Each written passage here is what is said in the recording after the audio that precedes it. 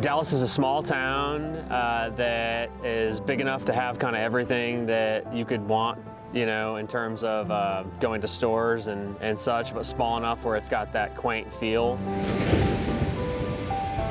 When I opened up, you know, the news and saw this, it was unbelievable.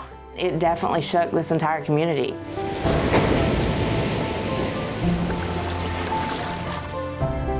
When things happen in the community, we rally together and take care of each other. When I tell people I'm from Dallas, I always have to make sure I say Georgia real quick behind it. They immediately assume Texas. Dallas is a wonderful small town.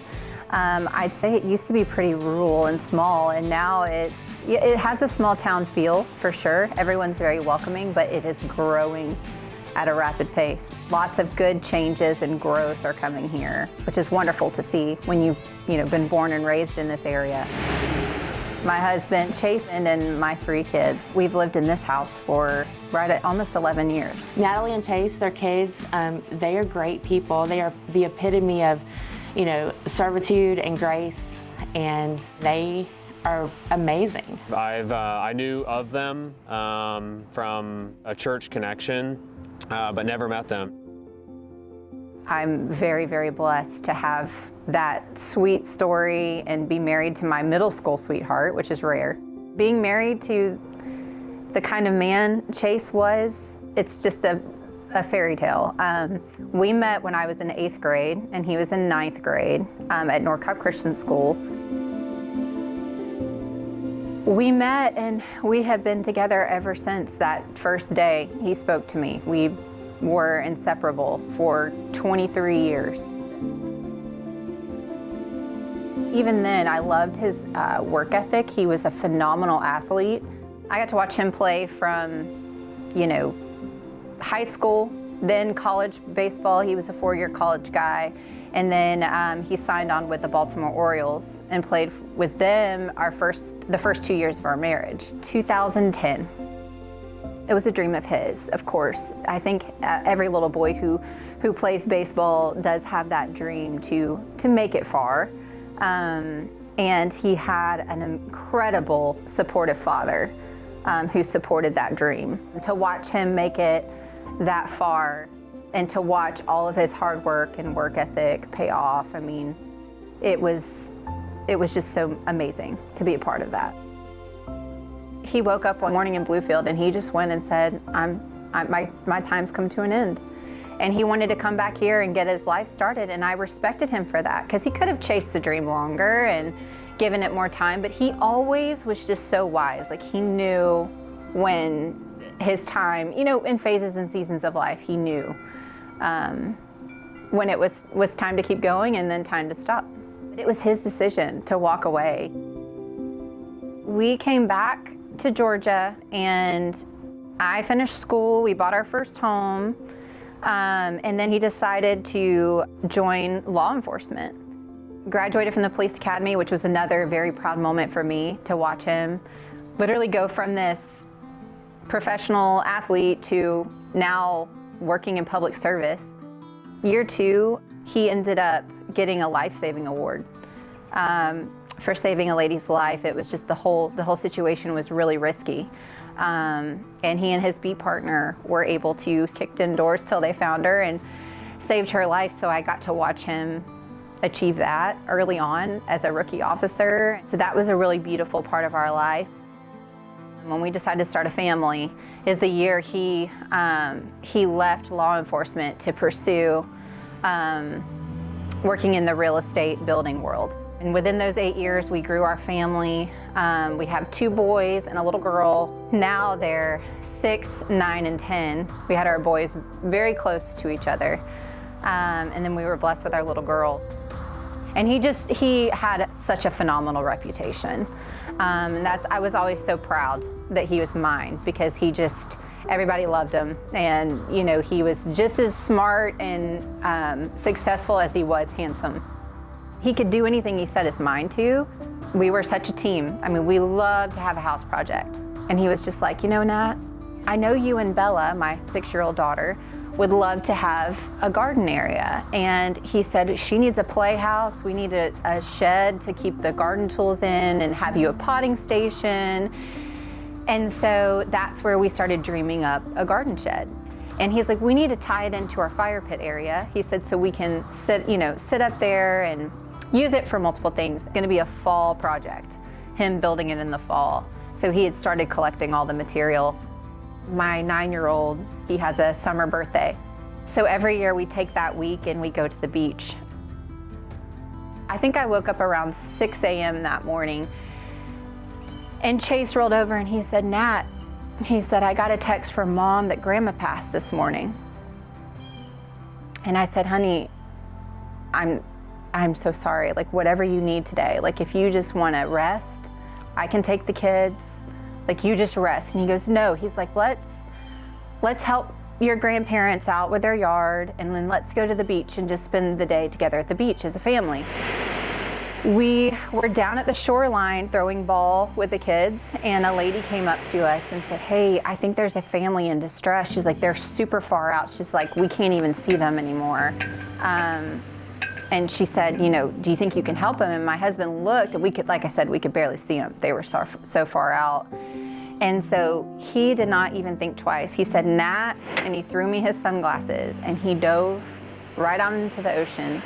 And the kids and I watched him for a minute, and then seeing how far he was going, I started getting nervous. And the lady's like, my husband and I have been out here, same time y'all have been out here all day, and we've just been watching your family, and your husband's in such great shape. Like, if anyone can help them, he can. And I was like, oh yeah, absolutely. But then I started seeing how far he was having to swim, and I got really nervous. So instead of running back to the tent, I just grabbed the first person I could see walking on the beach and asked them for their phone. And so I got the phone and called 911. Tonight, a former pro baseball player, husband and father, has died while trying to save another family from rip currents in Pawleys Island, South Carolina. Chase Childers, also a former Georgia police officer, was swept away. I heard about it in the news. Again, it's a small town, so things spread quick, and my heart just immediately, felt sorrow and sadness. It was very much a shock. Absolutely does not surprise me that Chase, would have sacrificed his life to save another family. So many people surrounded us on that beach that day and prayed over us, offered to help, sit with the kids.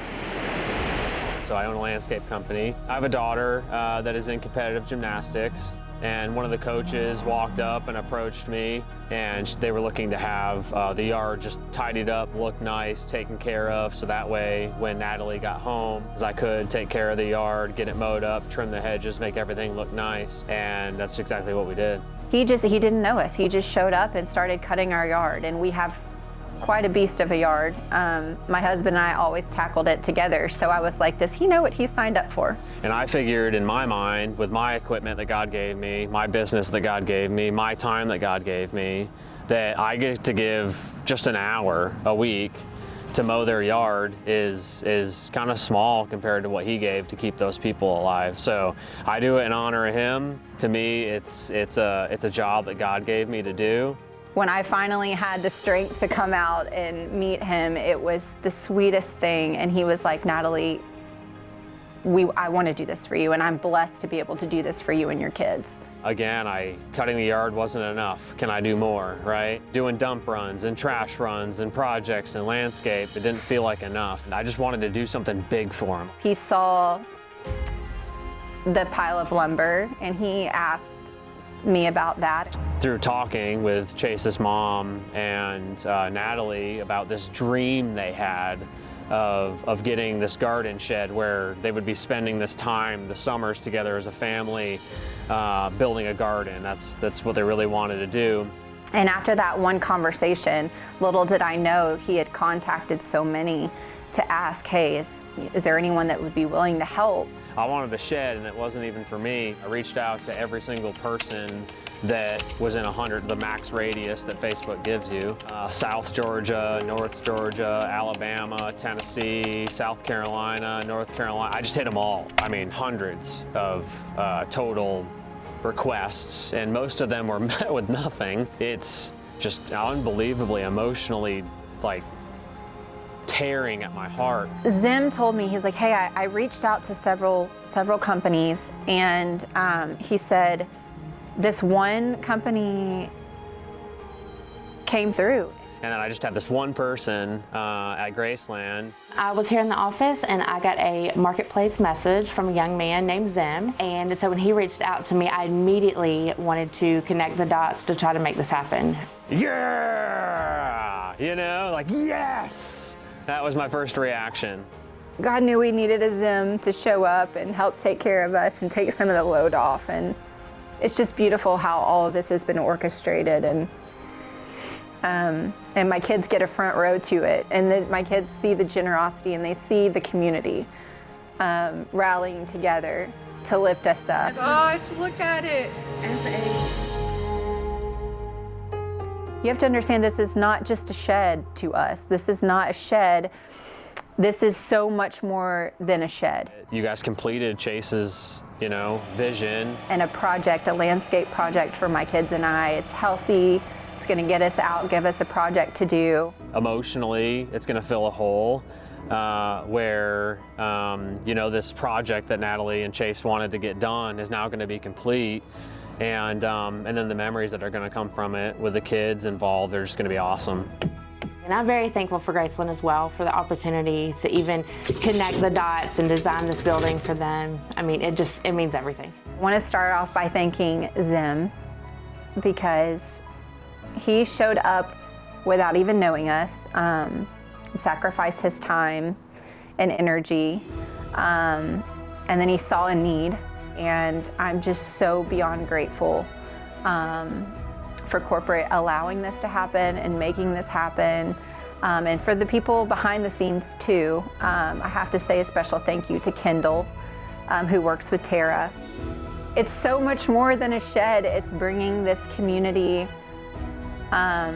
more than community, I mean, from all over to show up and to help us out of this one company. It's beautiful. And I'm so grateful, so extremely grateful. Words fall short. And now I feel like I'm a part of this family, and the timing could not be more perfect. Chase is still providing and supporting us from heaven. It's evident every day.